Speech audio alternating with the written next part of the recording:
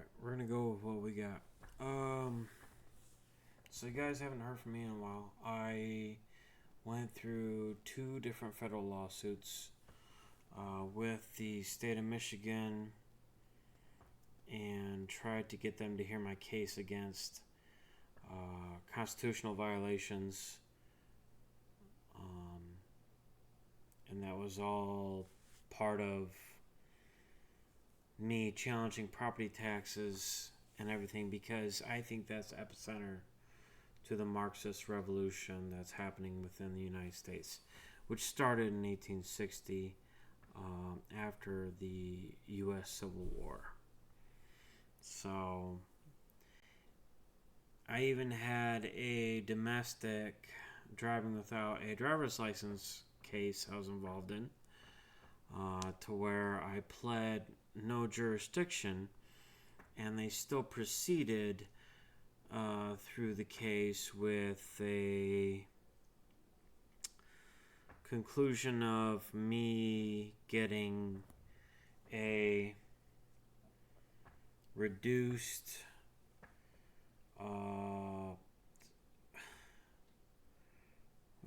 reduced completion of that case with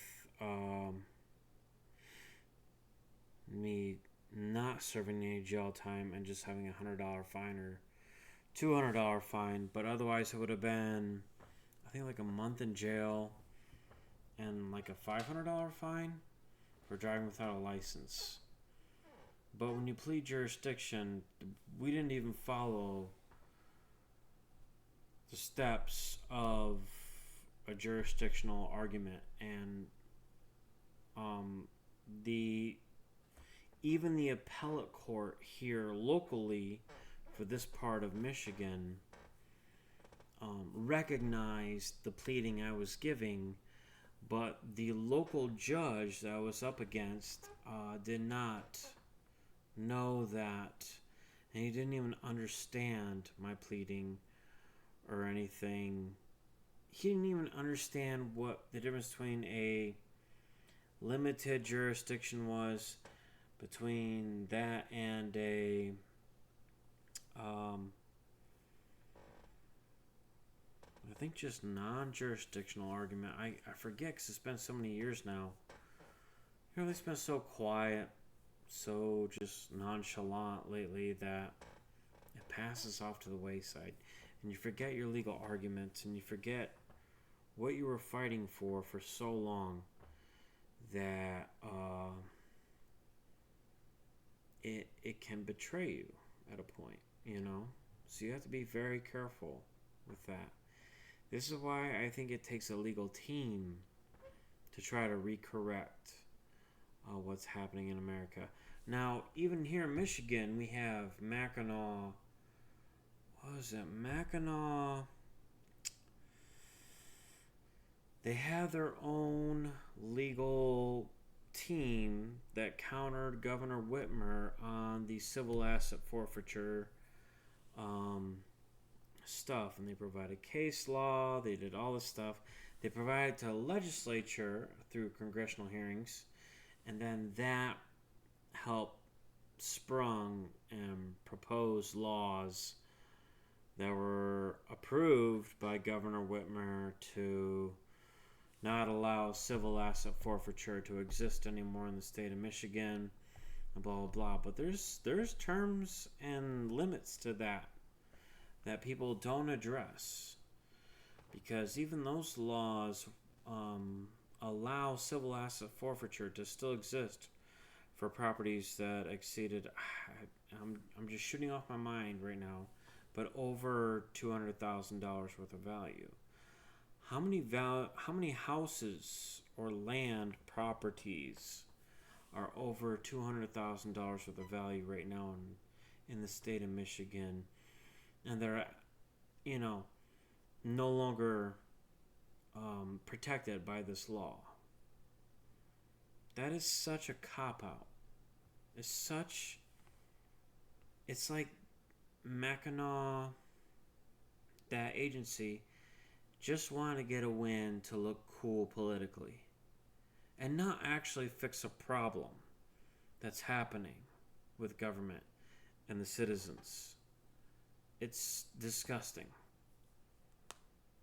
And I've spoken one-on-one with the person involved with this case, but they're not involved with. I told them, look, I'm pursuing property tax stuff.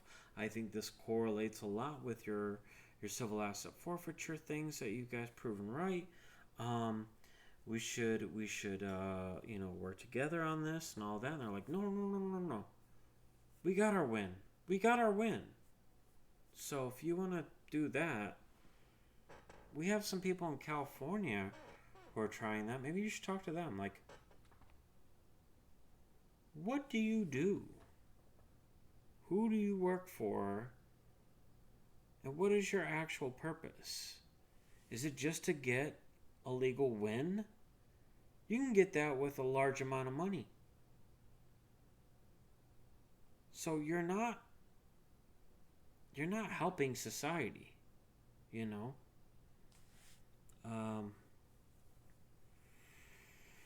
And either way, before I jump off on a further tangent, I want to introduce you all to a series I'm going to do, which is me reading. Let me pull out my books here. I have Black's Law, but this is the 10th edition, okay? This is not the premium one active right now. But this is very close to that one. If we're going to derive definitions and court cases that support those definitions, that's the book. And by the way, in contrast, here's the Webster's Dictionary. Now let me show you both of them, right? Oh, if you didn't see it. Webster's New World Dictionary. Boom. Yeah? If you don't think that laws about contriving words and redefining what things are to convolute what reality is,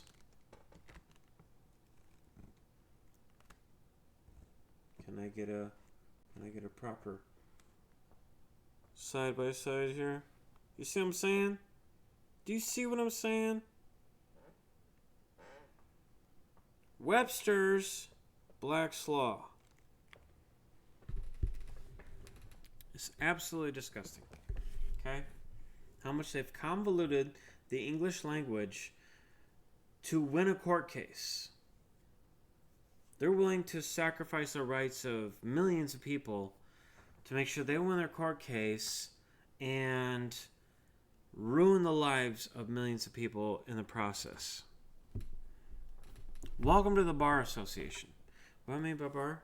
Well, they approve the legal law books that are being trained by current attorneys. Here's the property law book, taught by everybody here in the state of Michigan, between Cooley, between U of M law, MSU law, all the other ones involved. I looked up all the major law colleges here in Michigan and saw which books they use, which publishers, and all that. So we're going to go over these books. This is property law, yeah, by what they teach everybody. We're going to go over administrative law. Why is administrative law so important? We're going to go over that quite a bit. Maybe it helps them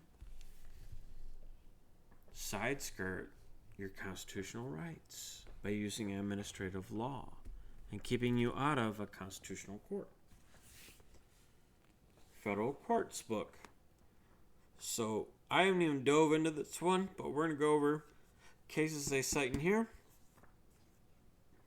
why they think it's important, and why we're trying to just see how the attorneys are being trained, and this concurs with the judges and the legislators of what they think law is.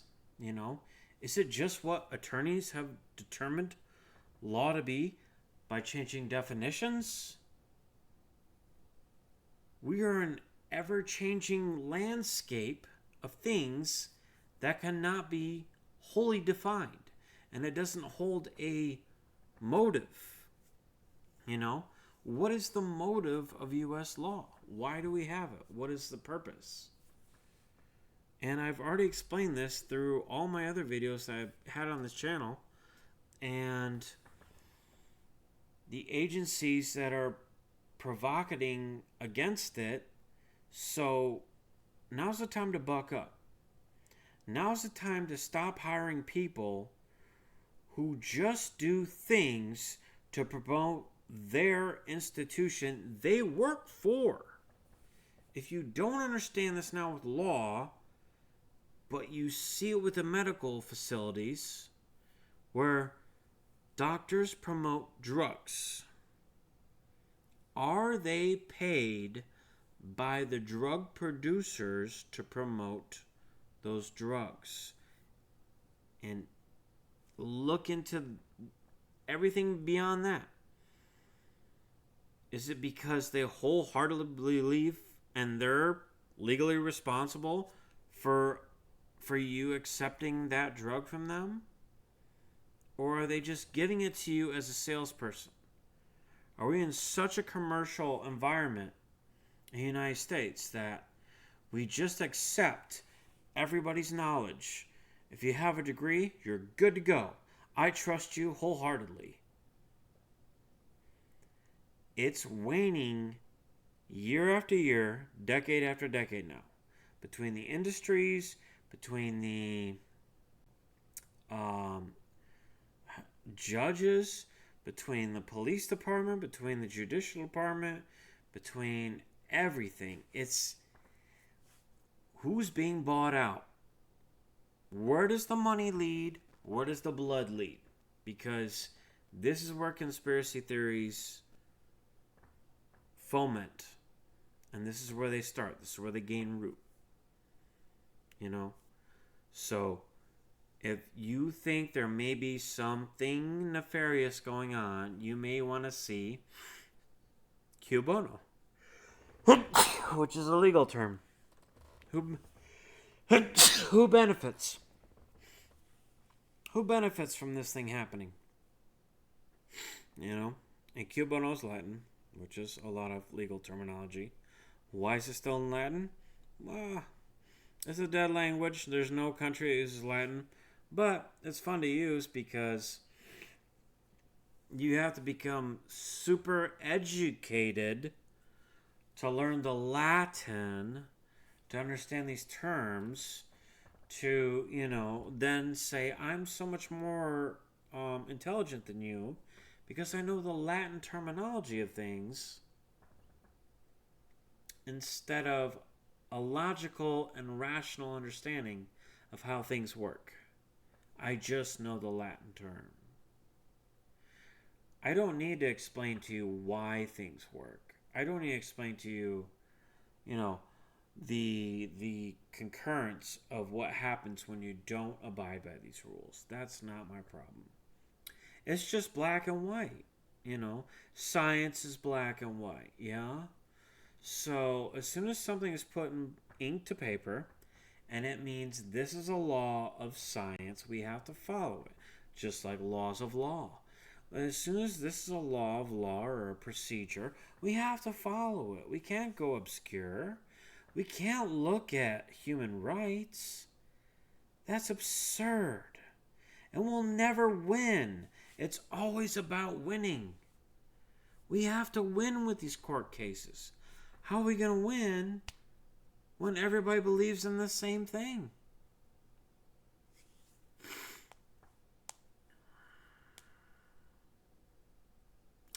It's a control measure. It is as we would say in the military, a death funnel. You're bringing the majority into a narrow escape and making them all funnel into one belief system. Okay? And then once they get there, it becomes a popularity contest. Oh, you don't believe in this? Then you must be stupid. We were taught that if you don't believe in this thing, you're dumb. And we should berate you for it. But we don't believe in bullying. But if you don't believe in what we believe in, we're going to bully you. The logic escapes. The rationality escapes. Knowledge escapes. We are trading natural, human, rational knowledge for an idealistic, controlling knowledge for the sake of security. And security just means I am hoping other people will defend me and my family on the sake of their lives instead of us. That's my security. We're not going to join the army. We're not going to join the police or fire department. I need them to go do that. I need them to understand that's their sacrifice. They need to go do that. You know? Is there an ideology that says, let them go do that? And you stay put, and you communize with your tribe to foment a structure of control where you and your family don't have to do the physical work anymore. You have minions to do it. Dare I say Goyim. So you could call it anti-Semitic, and I don't care if you do, but that's literally what the ideology teaches. So it can't not be what it is. You know what I'm saying? You're defeating the rationale of the absolute. So, and that's not to say all this is all that is all this. It's simply stating that an ideology will direct a personality of people to go a certain way. And that is a measure of control. As soon as you start doing that, you already have tyranny. You don't need any other religions, any other nations in the world. As soon as you have that, you automatically have tyranny. You have a measure of control. Some class of people who decide to segregate themselves beyond other people have decided they're above and beyond other people, and that the other people need to now work for them. What is slavery at this point? What is happening in this world? What is the end goal? Right now, the end goal is a global nation, one overarching corporation or country, however you want to state it, controls everything. Whether through debt or conquest. I think those are the only two options I can think of. Culture, probably the other one. That's the three. But culture kind of goes with conquest too. So it coincides. You know. And even the financial markets are conquested. So, yeah, lighten up, people. You need to start waking up. And so we're going to go over this through all the legal law books that I have here. I have the majority of the law books taught here in Michigan to all the soon-to-be bar members in Michigan who are going to protect your rights, your constitutional rights. Yeah? They're going to make sure you're taken care of. Yeah. So we're going to go through all that. I'm going to read through all of it, and it'll be proof that I read through all of it. And maybe we'll form a legal team soon where we can actually, you know, create plans to combat this ideology and take it to court and all of that and expose it for what it is before it gets too late, because it already seems like it's getting too late. I tried it myself and I feel like I'm on the brink of it being too late. I don't know. But we're so far behind the peg of what the fuck is going on, it's ridiculous. So, good luck to all of you. Love you. Good night. And hopefully we'll talk soon. And hopefully we'll start making some community and combining our knowledge and defeating this freaking overarching empire that's trying to destroy the entire world by making it a one world dictatorship. That's not possible. There's no one country in this world that has discovered utopia and made it perfect, right? So why are we trying to make this entire world one country? Put that in your fucking brain and go to sleep tonight or have a few drinks, think about it, have a smoke, and then we'll get back to it later, okay? All right. Love y'all. I'll talk to you again later. Bye.